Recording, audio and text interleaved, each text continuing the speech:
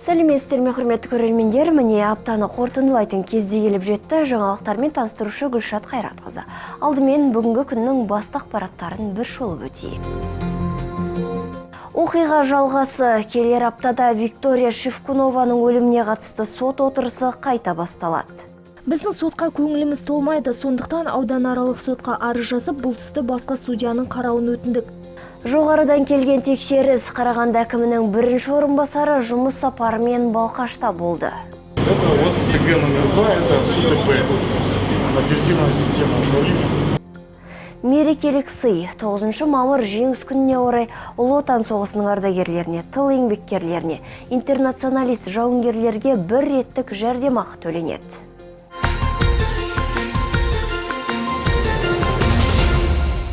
Келер аптада Виктория Шевкунованың өліміне қатысты сот отырысы қайта басталады. Еске сала кетейік, елдің жағасын ұстатқан қылмысты оқиға 2014 жылдың қараша айында болған еді. 14 жастағы қыздың денесі орталық саябақтан табылған болатын.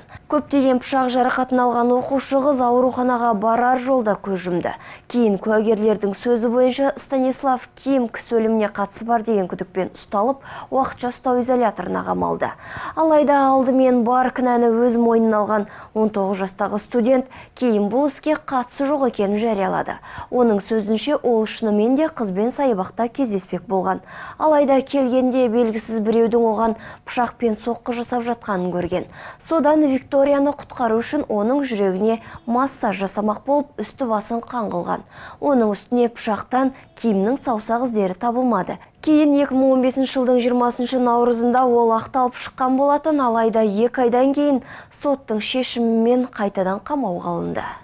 Сол уақыттан бері 1 жыл уақыт өтті, іс әлі тексерілуде. Ал Викторияның ата-анасы істің бұлайша тым ұзаққа созылғанына риза емес, және келесі сот отырысын басқа судьяның жүргізгенін қалайды.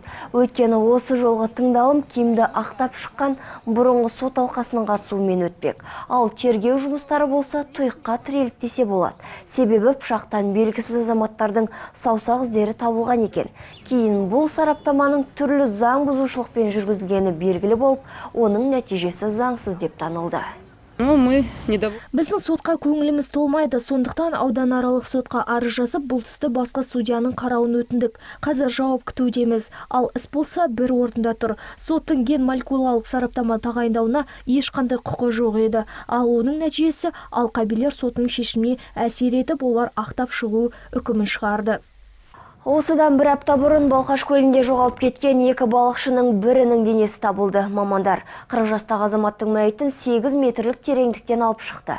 Және олардың мінген моторлы қайықтары да дәл сол маңнан табылған. Алайда екінші балықшы сол беті үштігейлі жоқ. Оның не киімдері, не заттары табылмай отыр. Сондықтан да төтенше жағдайлар басқармасының мамандары іздеу жұмыстарын әлі де болса жалғастыруда. Было обнаружено одно из тел. Кеше іздестіру тобы із-түссіз жоғалған Саяқ кентінің балықшыларының біреуін тапты. Олар алдымен қайықты іздеп тауып, содан кейін қайық жанынан балықшылардың бірінің өлі денесін байқаған. Ал екінші балықшыны іздестіру жұмыстары жалғасып жатыр. Бүгін белсенді іздеу жұмыстары жалғасып, ертең бақылау режиміне ауысатын боламыз. Қарағандылық полицейлер кісі өлімінің алдын алды. Бұл жолы 19 жастағы жас жігіт өзінен бір жас кіші азаматты киллер жалдау арқылы өлтірмек болған. Алайда арам ойы іске аспады. Бұл жағдай туралы алдын ала естіген полиция қызметкерлері Әзірейілдің рөліне еніп жігітпен кездеседі. Ал тапсырыс беруші дәлелдеме ретінде о дүниелік болуға тиіс азаматтың ұялы телефонын және жан тапсырған кездегі суреттерін сұраған. Ал жұмыс бағасын 250 мың теңгеге бағалайды. Кейін тәртіп сақшылары істі тындырғанын айтып, киллер жалдаушымен тағы кездеседі және сол мезгілде оған кісен салып құрықтаған. Ағымдағы жылдың 19 сәуірі күні Қарағанды қаласындағы сауда үйлерінің бірінің маңында фотосуреттері бар ұялы телефонды беру кезінде адам өлтіруге тапсырыс берген азамат құрықталды. Күдіктіге қатысты Қазақстан Республикасы қылмыстық кодексінің 99 бабы 2 тармағы бойынша сотқа дейінгі тергеп тексеру амалдары жүргізілуде. Ұсталған азамат уақытша ұстау изоляторына қамалды. Мың тағзым Балқаштық Ұлы Отан соғысының ардагерлеріне жеңіс күніне орай 150 мың теңге жәрдемақы берілмек. Жыл санап қатарлары сиреп бара жатқан ардагерлердің саны биыл 7 адамға азайған. Былтыр олардың қатары 13 адам болатын. Демалыс күндері тағы бір майдангер Петр Береговой өмірден озды. Ұлы Отан соғысының ардагері бір айдан кейін 90 жасқа толар еді. Ал 9 мамырға орай ақшалай сыйақыға ие болатындар қатарында мыңға жоқ тыл жұмыскерлері бар. Олар 10 мың теңге көлемінде сыйақы алса, 60 интернационалист жауынгер 5 мың теңге қаржылай көмекке ие болады. Сонымен қатар қаза болған сарбаздардың отбасылары мен соғыс мүгедектері де мұндай сыйдан тыс қалмайды. Жоғарыдан келген тексеріс. Осы аптада Қарағанды облысы әкімінің орынбасары Асылбек Дүйсебаев жұмыс сапарымен Балқашқа келді. Жоспарға сәйкес шаһардағы 3 нысанды аралап шығып, Балқаштың тыныс тіршілігімен танысты. Басшылық алдымен шағын қалаларды дамыту бағдарламасы бойынша 2 жыл бұрын ашылған кваш жасайтын шағын цехтың жұмысымен танысты. Ескі технологиялық әдіспен өндірілетін сусын жаздыгүні 1 тоннаға дейін кваш жасаса, қыстыгүні 100 литр сусынды саудаға шығарып келеді. Тек табиғи өнімдермен өндірілетін өнімнің дәмін басшылықта көзбен көріп, ауыз тиіп сапасына бағасын берді. Специально я ездил в Китай по чертежам. Ну, производительность мы сперва тонну в сутки. Ал бұдан кейін Асылбек Дүйсебаевтың алдында Балқашты қызметкерлер жылу электр станциясы жайында есеп беріп, атқарылған жұмыстарды саралап, болашақ жоспарларымен бөлісті. Қазір мұндағы мамандар келер жылу маусымның дайындық жұмыстарына белсене кірісіп, қазандықтарды тексеру үстінде. Жылу электр станциясындағы басты қуантарлық жайт, енді бұдан былай жарық жылу процестері арнайы компьютерлік құрылғының арқасында автоматты түрде қадағаланбақ. Это вот ТГ номер 2, это СУТП, автоматизированная система управления технологическими процессами. Чье производство? Производство Торнадо, Россия, Новосибирск. Да, Новосибирск. Модульная система Торнадо. Ал медициналық барлық стандарттарға сәйкес ашылғалы жатқан кеңестік диагностикалық орталықтың құрылысы қараша айында аяқталатыны белгілі болды. Алдағы күні 85% заманауи құрылғылармен жабдықталатын емдеу орталығы балқаштықтардан өзге Саяқ, Приозерск, Шет, Ақтоғай аудандарының тұрғындарын қабылдамақ. Здесь как бы такой организация, такой медицинский кластер. И всех узких специалистов в одном месте сконтролировали и увеличится оснащенность современным оборудованием до 85%. Вот. То есть сейчас идут конкурсные процедуры, где-то во второй половине мая должны быть все эти ремонты сделаны. Толқынбаталова, Думан Қалбаев, Оркен Медиа. Қала әкімі сенбіліктер мен таза бейсенбілік жұмыстарының өту барысына жаңа ереже енгізді. Бұдан бұлай әр ұйымға жеке жер бөлінеді және бір жауапты адам тағайындалады. Ал қадағалаушы істелінген жұмыстың барысы жайлы басты ұйымдаушыларға есеп беретін болады.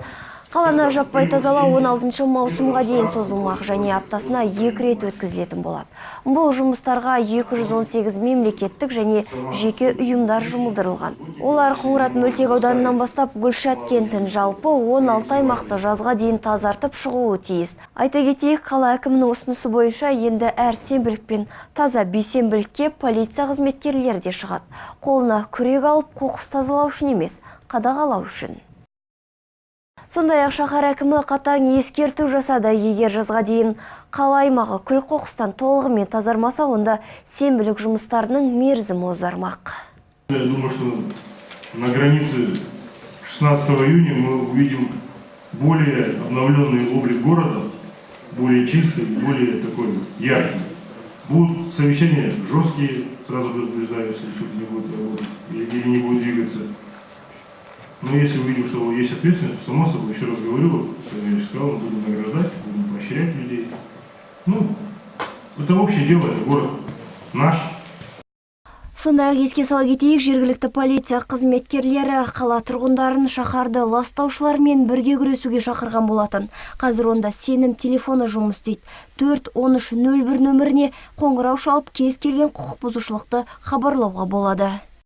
Жағымды жаңалық қала жолдары жөнделетін болды. Олай дейтініміз бұған дейін бұл мақсатқа бірде-бір тыйын бөлінбегенін айтқан болатынбыз. Десе де қала басшылары облыстан сұратып жетпегенін қалалық қазынадан қарастырып әйтеуір дегенде керекті қаржыны тапқан. Әзірше жол жөндеуге нақты қанша қаражат жұмсалатыны белгісіз. Бұл сұрақтың жауабы бірер аптада белгілі болмақ. Ал көптен күткен жөндеу жұмыстары мамыр айының басында басталады деп жоспарлануда. Мамандардың айтуынша барлық көшелерге асфальт төселмесе де ойдым шұңқырлар мен тесіктер жамалатын болады.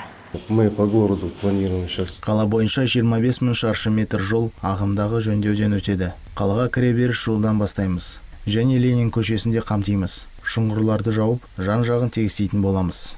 Жаңа асфальт биыл бір ғана көшеге төселеді. Ол Мира бойындағы жол. Тек қарапайым жүргізушілер ғана емес, сондай-ақ шаһар басшылары да бұл аймақтағы жолдың әбден тозғанына көздері жеткен екен. Улица Мира будет. Мира көшесінде 2 қабаттан тұратын асфальт төсемекшіміз. Өйткені онда жүріп тұру тіпті мүмкін емес. Әр 10-20 метр сайын шұңқыр кездеседі. Сондықтан да Иванов, Бөкейханов және Амангелді көшесінің арасынан осы Мира көшесін таңдап алдық. Қадыржанов көшесіндегі жолдың дәл ортасында үлкен шұңқыр пайда болып, көліктердің қозғалысына кедергі келтірді. Десе де қазір ол жерде жөндеу жұмыстары жүргізілуде, біраз болды. Аяқталатын түрі жоқ. Мамандар бұл істі не себепті созып отыр? Шұңқырды қашан жаппақ, ол жайында келесі сюжетте. Қадыржанов көшесіндегі мына белгілер осыдан 10 күн бұрын пайда болған екен. Алдымен жол ортасындағы құдықтың беті жай ғана ашық жатқан. Кейін ол опырылып ішке құлаған. Соның салдарынан көлік иелері зардап шегуде. Айтуларынша көлік қозғалысы көп кезде бұл жермен өту ыңғайсыз. Кедергі келтіреді осындай қазып тастаған жолды. Енді ол жерде құрылыс жүріп жатыр ғой. Құрылыс жөндеп жатыр. Көп жылдан бері жасалмаған болу керек. Жаңағы жеп теліп қалған. Содан соң жауып тастапты, жапқанға ештеңе кедергі жоқ. Ақырында өтіп кетеміз. Жолда встречный келатқан машина бізге қатты кедергі жасайды. Біз енді тосып тұрамыз, алдымызда кеткен машина. Жанымызда боковой машина, мысалы, заправкаға бұрылатын болса, тосып тұрамыз бір-біріміз. Ал құдықтың құлау себебі мынада. Кәріз құдығының төменгі бөлігінде орналасқан 5 сақинаның екеуі сынып, соның салдарынан жолдың беткі қабаты төмен түсе бастаған екен. Мұны байқаған Балқаш су мамандары бірден іске кірісіп, тексеру жұмыстарын жүргізген көрінеді. Сөйтсе, сынған бетондар люктың астымен өтетін кәріз құбырларын жарып жіберуге шақ қалыпты. Бүгінгі күні Қадыржанов көшесінде құбырларды ремонттау жұмыстары басталды. Ол құбырлар Совет үкіметінің уақытынан келеткен құбырлар. Бүгінгі күні жүйелер желінген, тозған, іске жарамағандықтан айырбасталып жатыр. Бұл жөндеу жұмыстары келер аптада аяқталмақ. Ал оған дейін барлық сынған 5 сақина жаңасына алмастырылады. Және кәріз желісі қысымға шыдамай істен шығатын болса, 50 метрлік керамикалық құбырды да ауыстыруға тура келеді. Ал жөндеу жұмыстарына таңертеңнен кешке дейін 4 техника мен 10 жұмыскер жұмылдырылған. Перизат Сиденова, Думан Қалыбаев, Өркен Медиа. Әдеби туындылар тағы бір жинақпен толықтан. Балқашта Қамшы атты жаңа кітаптың тұсаукесері өтті. Су жаңа туындының авторы Балқашқа танымал ақын, журналист Нұрдос Кәрім. Ал әдеби кешке Қарағанды облысына танымал қаламгерлер мен жыр сүйер қауым жиналды. 80 беттен тұратын Қамшы кітабына ақынның үздік өлеңдері мен сиясы кеу үлгермеген жырлар енгізілген. Білдірге, өрім, шырмау және сап деген 4 бөлімнен тұрады. Онда журналист марқұм атасы Базар Кәрімұлы мен анасы Тілеубала Әбдібек қызына арнап шығарған жыр жолдарын, философиялық ойларын да кітап бетіне түсірген. Ал кеште осы туындыларының бірі қазақтың домбырасымен шырқалды. Әркімнің сәтін мағаным, сондықтан да жасадым нақты адамым. Мінгесімнен қайтуға қамланушы ауылдан келе қалса аттыл адамым. Қамшы деп аталуының себебі, менің басты қамшы деген өлеңім бар. Соған телінді. Бөлімдерінің өзі қамшының әр бөлігімен бөлінген. Сонымен қатар өзім ат мініп, қолыма таяқ ұстап, қой бағып өскен бір қойшының баласымын негізі.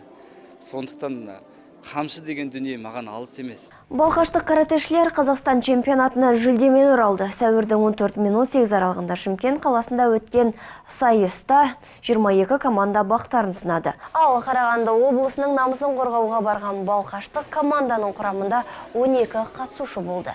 Олар сайыс ережесі бойынша 4 бағдарламаны, топтық және жеке кумите, топтық ката және жеке катаны орындап, командалық есеп бойынша Қазақстан чемпионатында қола жүлдеге ие болды. Ал жеке өнер көрсетуде құрама қанжығасына барлығы 12 медаль түсті. 2 алтын, 5 күміс, 5 қола. Первый раз такие соревнования проводились. Қазақстан чемпионатына Қарағанды облысының атынан біз ғана бардық. Балалар өздерінің ептілігін көрсетті. Соның арқасында жақсы нәтижеге қол жеткіздік. Енді маусым айында өтетін республикалық Балқаш барысы турниріне дайындалып жатырмыз. Аталмыш чемпионатта аса үлкен белсенділік көрсеткен Өтебаев Батырқан болды. Каратэмен айналысып жүргеніне небәрі 2 жыл ғана болса да, мұндай ауқымды жарысқа 3-ші рет қатысып отыр. Турнирде 23 келіге дейінгі салмақта 3 кездесу өткізіп, бірде-бір қарсыласына есе бермеген. Команданың қола жүлдегер атануына зор үлес қосты десе болады. Катадан бірінші орнын келіп тұрған, енді екінші орны. Команда көмекте бірінші орынға келеді. Қиын болған жоқ, жақсы келатқам, содан кейін уже екінші орынға келеді. Алдағы демалыс күндері зауыт жұмыскерлері белгілі металлург Тишпек Нұрмағамбетовтың құрметіне орай волейболдан турнир өткізбек. Ал жайдармашылар болса үздік әзілдермен балқаштықтарға көтеріңкі көңіл күй сыйлауға әзір. Осы және өзге де шаралар тізімі келесі афиша айдарында. Сәуір айының 20 мен 24 аралығында дейін жылтыру және сауықтыру кешенінде Қазақмыс волейболдың жұмыскерлері волейболдан бақтарын сынайтын болады. Белгілі металлург Тишпек Нұрмағамбетовті еске алуға арналған спорттық турнирде зауыттың цехтарынан құралған 12 команда таразыға түспек. Истекалар үздік ойын сағат 10-да басталады. Ал қаланың оқушылары ертең шағын футболдан үздік мектеп командасын анықтайтын болады. Сағат түскі 3-те басталатын ойындар нөмір 15 мен нөмір 2 мектеп лицейлерінің корт алаңдарында ұйымдастырылады. Үздік әзіл кешіне жайдарманшылар шақырады.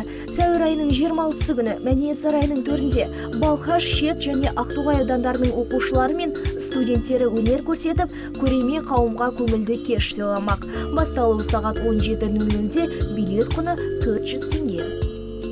Ал 29 сәуірде оқырмандар үшін Сәкен Сейфуллин атындағы кітапхана ғимаратында ерекше кеш ұйымдастырылады. Мұнда балқашықтар кешкі сағат 7-де келіп, кітап оқып, интеллектуалдық ойындарға қатысып, тегін сусындар ішіп, сұлулықтың сырын үйреніп, қолөнердің түр-түрімен танысып, спорттық сайыстарды тамашалай алады. Түнгі сағат 11-ге дейін жалғасатын кешке кіру тегін. Енді әр жұма және сенбі күндері қала жастары үшін көл жағалауында би кеші өтеді. Диско кеші заманауи әндердің сүйемелдеуімен сағат 19:00-де басталады. Тоқымбаталова, Асқар Тоқбаев, Оркен Медиа. Қарағанды облысы әкімі мен оның орынбасарларының ай сайын қанша табыс табатыны белгілі болды. Өңір басшысы Нұрмұхаммед Әбдібеков ай сайын миллионға жоқ жалақы алады екен. Сондай-ақ осы демалыста көптен күткен жекпе-жек өтеді. Геннадий Головкин америкалық боксшымен шаршалаңда кездеспек. Осы және өзге де ел жаңалықтары дайджест айдарында. Оңтүстік Қазақстан облысында жоғалған қыз бен әйелдің мәйіті табылды. Алдын ала болжам бойынша олар биіктігі 10 метр құздан құлап мерт болуы мүмкін. Себебі денелерінен ешқандай зорлық-зомбылық белгілері анықталмаған. Десе де қазір сот криминалдық сараптама жұмыстары тағайындалды. Соның қорытындысы бойынша қылмыстық іс қозғау мәселесі шешілетін болады. Еске сала кетейік, Оңтүстік Қазақстан облысының Түлкібас ауданындағы Дәубаба шатқалында 7 жастағы қыз бен оның 56 жастағы әпкесі жоғалып кеткен болатын. 17 сәуірде кешкі уақытта әйел жаңбырға қарамастан қызбен бірге тауға саңырауқұлақ теруге кеткен. Содан қайтып оралмаған. Ал оларды іздеуге құтқарушылар мен полицейлерден бастап еріктілер, қызметтік іздеу иттері мен техниканың 18 данасы жұмылдырылды. Қарағанды облысы әкімі мен оның орынбасарларының табысы белгілі болды. Мысалы, 2015 жылы өңір басшысы Нұрмұхамед Әбдібековтің табысы 11 миллион 436 мың теңгені құраған. Яғни ай сайынғы жалақысы 953 мың. Жетекшінің 5 орынбасары бар. Біріншісі кеше ғана қаламызға жұмыс сапарымен келген Асылбек Дүйсебаев, айына 669 мың айлық алады. Ал екіншісі Жандос Әбішевтің 30 күндегі табысы 630 мың теңгені құрап отыр. Үшінші орынбасары Шагурашид Мамалинов Жандос Әбішевке қарағанда 14 мың теңге көп алады екен. Қалған екі көмекшісі Әнуар Ахметжанов пен Андрей Ляпуновтың жалақысы 500 мыңнан асады. Қазақстанда Биопрокс антибиотигі сатылымнан алынып тасталды. Бұл туралы денсаулық сақтау және әлеуметтік даму министрлігі мәлім етті. Айтуларынша, дәріге зерттеу жұмыстарын жүргізген мамандар ақпан айының соңына таман оны сатылымнан қайтарып алу туралы шешім қабылдаған. Өйткені агенттік препараттың аллергиялық әсері бар деген қорытындыға келген. Ал сатуға тыйым салу және кері қайтару шарасы бүкіл республика бойынша жүргізілуде. ақш долларында 100 жылда алғаш әйел бейнесі басылмақ. Енді 20 долларда құлдыққа қарсы күрескен афроамерикалық белсенді әйел Гарриет Табменнің портреті бейнеленеді. Ал бұған дейін бұл купюрада ақштың 7-ші президенті құл иеленуші Эндрю Джексонның суреті болған. Жалпы жасыл қағазға соңғы әйел бейнесі 19 ғасырда басылған екен. Мұндай мәртебеге ие болғандар ақштың бірінші ханымы Марта Вашингтон мен үндіс ханымы Покохонтас. WBA, IBO, WBC және IBF нұсқалары бойынша орта салмақтағы әлем чемпионы қазақстандық Геннадий Головкин 24 сәуір күні америкалық боксшы Доминик Уэйдке қарсы жекпе-жекке шығады. Айта кетейік, осы күнге дейін 34 кездесу өткізіп, барлығында жеңіске жеткен Геннадий Головкин 8 сәуір күні 34 жасқа толған болатын. Ал оның 26 жастағы америкалық қарсыласы бұған дейін 18 жекпе-жек өткізіп, оның бәрінде жеңіске жеткен. Екі боксшының шаршалаңдағы қызу тартысын Қазақстан ұлттық телеарнасынан таңғы сағат 7-ден бастап тамашалай аласыздар. Осы аптада келіп түскен маңызды ақпараттар легі міне осындай. Келер аптада жүздескенше аман сау болыңыздар.